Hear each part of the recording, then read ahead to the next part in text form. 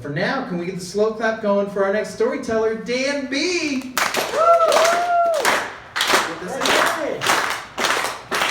He's here!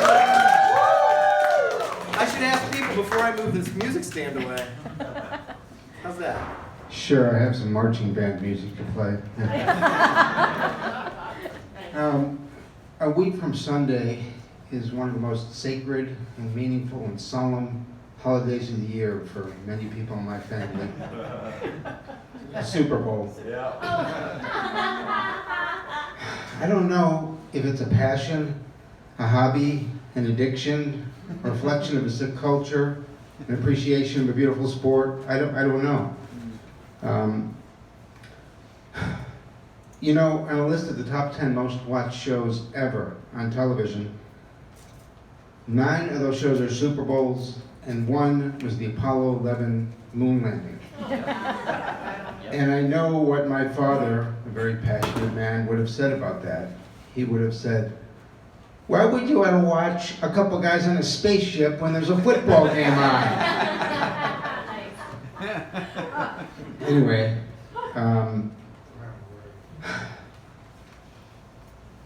a lot of people would just hear that and say, "Just get a life." And I would say, "Yeah, I'll get a life, but it'll be after the game."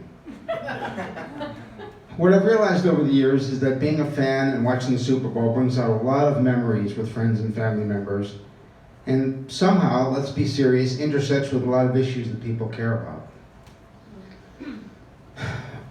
Watching football when I was a little kid was one of the formative experiences of my childhood, a childhood that has continued for more than 50 years. I have a twin brother, Rob, and we competed against each other at everything from before we were born, in fact. So, of course, the first time we watched the big game when we were kids in 1970, we both had to choose a team. Rob chose the Kansas City Chiefs, I picked the Minnesota Vikings. Well, tragically, the Chiefs won 23-7, and Rob has been reminding me of that game and that score every year since. Even on one of our birthdays, he got himself some Kansas City Chiefs pajamas and got me Minnesota Vikings pajamas. Now, maybe it's a slight sign of arrested development that this gift was given to me when we were 50 years old. About 16 years later, the Bears made the Super Bowl, a day that in Chicago is often modestly known as the greatest moment in the history of civilization. I believe that every Chicagoan should know what happened in that game. Kate, you've lived here for 2 years and you love Chicago, right? Yep. Okay, you love Chicago a lot. Yeah. Yep. Okay. Do you know what the score of that game was? No. What? Was there a marching band? No. You don't know the score of that game? No. Okay. Well, the final score of the game was Chicago Bears 46, New England Patriots 10. I think you're going to need to memorize that. There will be a quiz later. What I really remember about that game is how absolutely obsessed the city was about that team. Of course, many people remember William Perry, defensive lineman who was about 350 pounds, give or take a few cheeseburgers, and was nicknamed the Refrigerator. I believe it's the only time a kitchen appliance became a national celebrity. But what I also remember was watching the game with my dad and about 15 or 20 friends at my parents' place, a lot of beer, a lot of food, and my dad got really upset when the Bears' backup quarterback, Steve Fuller, couldn't complete a pass. My dad's like, "What the hell is going on here? What is this guy doing?" And everybody was a little scared of my father.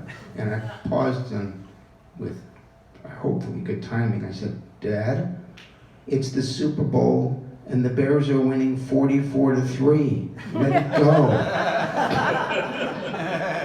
Well, I kept watching the Super Bowl, and in 38 years since the Bears won it, the game has often been overshadowed by issues in a country that appears to be arguing with itself all the time.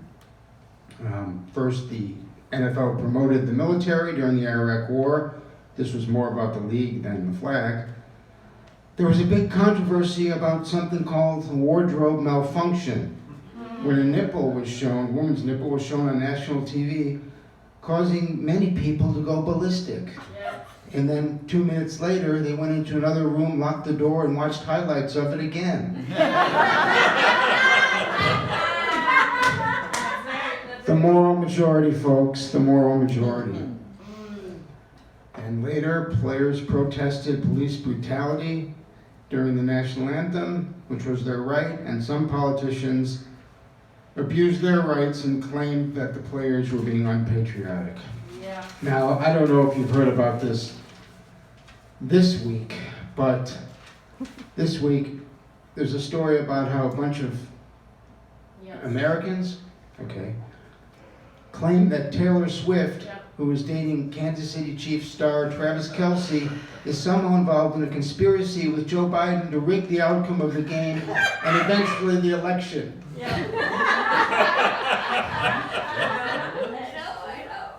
I love this country. People, let's focus on something safer than our national craziness. Football. Yes, it's violent, and yes, I read that we're going to eat 11.2 million pounds of potato chips on Superbowl Sunday. Watching this game is as though it was a lot healthier than what is going on in this country. It brings people together, and then, eventually they have to go to urgent care because of the junk they ate, and watch commercials that will give them brain damage. So you can see, I'm a little worked up about football, the Super Bowl, America, and potato chips. On Super Bowl Sunday, I'm going to call my biggest rival, my best friend growing up, my twin brother Rob. And we're going to have the talk. We're going to share feelings. I'm going to say, Rob, are you set for the game? You got a place to go for guac and chips? Pizza, chili, wings, pretentious sounding craft beers? He's going, yeah. You going to text during the game? Yes. You can interrupt other people who you think know less about football than you do? I said, probably. Are you going to wear your Kansas City Chiefs pajamas? And he said, well, I'm a little shy about that, but I might. But he knows that it's the Super Bowl. It's a strange, twisted, bizarre country, but it is the American holiday. Thank you. Yeah. Keep it going for 10!